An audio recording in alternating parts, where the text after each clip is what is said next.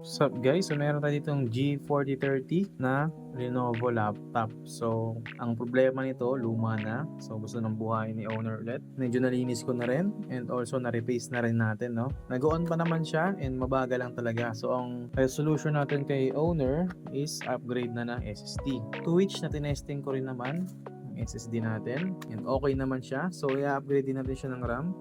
2GB RAM, 1600 MHz, 2GB lang as you can see here. So 1.35 volts yung kailangan niyang specs, no? Ang ginawa natin is pina-order natin si owner ng kanyang bagong SSD.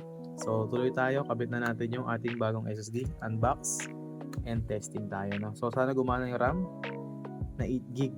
So as long as pasok naman yung specs, 1.35 volts and 8GB, no? Tingnan natin kung okay. Alright? Flash muna.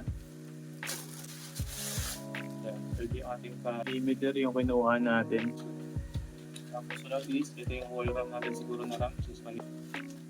Yun, so yung RAM natin. So 8GB DDR3L 1.35 volts, so dim. Natin yung flash.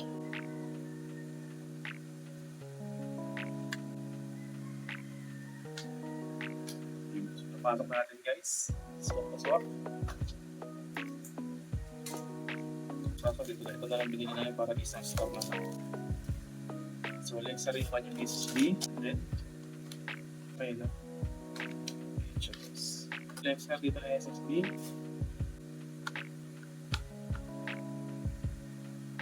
Luma. Testing natin. Tester. Alright, so okay.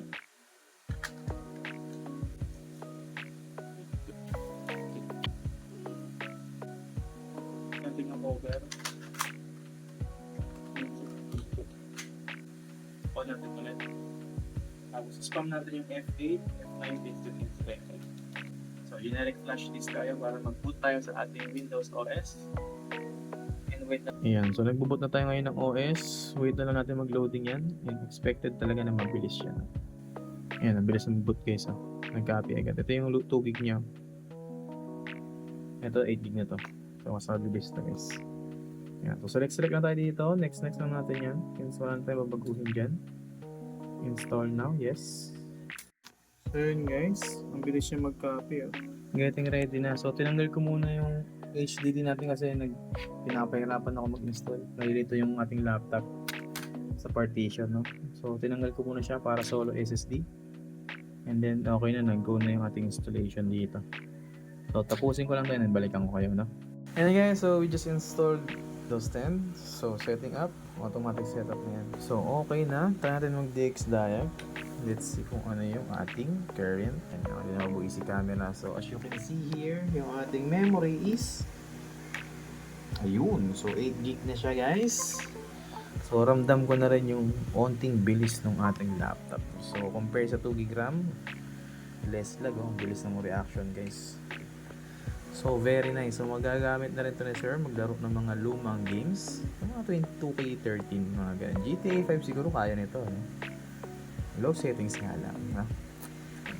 40GB or 40GB yung kinain. So meron ka pang space.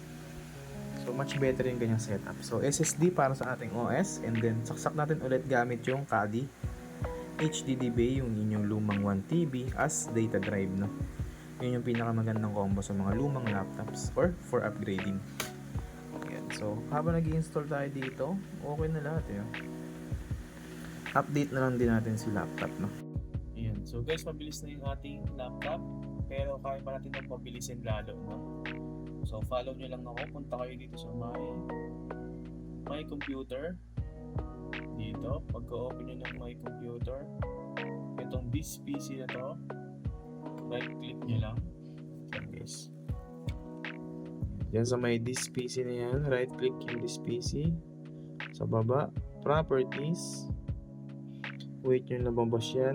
And pag lumabas na yan, ayan, nakikita nyo yung specs ng ating laptop dito. Meron tayong 8GB RAM, Celeron, rename this PC, dyan nyo makikita. Pero dito tayo sa may pinakababa, hanapin nyo yung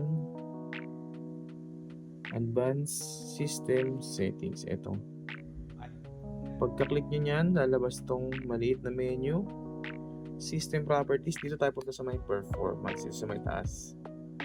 Settings, may open ulit. And then, pag nakatik tong let windows, lahat naka-check yung mga features niya like animation, i-off natin yan para mas bibilis. So, dito tayo sa may adjust best performance. Yan.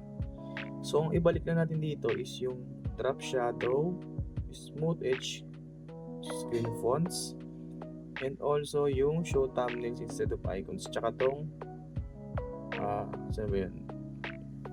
Show shadows under mouse pointer lang. Okay natin, nag-apply na yan. Yan. So wala nang animation yung PC natin and mas lalo siyang bibilis, no? Close nyo lang. Yan. So shutdown natin, ang bilis na rin yan mag-shutdown, guys. Balik na natin yung HDD natin na 1TB, no? Sa may ating drive bay HDD. Balik na natin. So, kabit lang natin ulit. Tapos ayusin natin yung boot options para hindi mag-select, no? Dito, screw. Para di matanggal, no?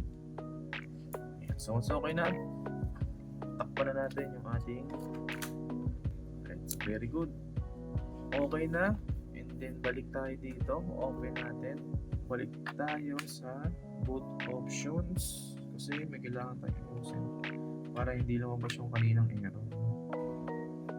Yan. So dito, gagawin natin yung boot option is itong Lexar. Unahin natin yung Lexar. Yan. So legacy, boot priority, mode. Yan. So, natin yung Lexar, no? Para hindi na lumabas yung kaninang error na itim. Then, okay na. Pagkatapos yan, ayan, check natin kung gaano bilis mag-boot yan, guys. Tingnan nyo. Ang bilis mag-boot yan. Saglit lang yan. Pasok agad, oh. Wala pang 10 seconds. Diba? Worth it yung upgrade ng SSD tsaka extra RAM, no? From 2GB to 8GB yung kanyang RAM. So, bilis nung opening and shutdown, no? Nung ating lumang laptop, right? So, sana consider nyo rin kung meron kayong lumang laptop, consider nyo rin na i-upgrade to SSD yung HDD nyo. And syempre, mag-upgrade ng RAM, no? Kahit na medyo mahal yung RAM ngayon. Kung kailangan nyo naman yung device, bakit hindi, diba? Para nagagamit. Alright. Alright, so with this, okay na yung ating upgrades. Once ma-install natin yung mga kailangan yung apps, i-deploy na natin to kay owner. So, verified na and considered as success repair na ang ating Lenovo G4030. So yun lang guys, kung meron kayo mga questions, comment down below. And syempre, huwag kalimutang i-follow, like, and subscribe yung ating video, no? Meron tayong YouTube channel, Facebook, and syempre, yung ating TikTok, no? Follow niyan guys. Kita-kits tayo sa susunod nating video.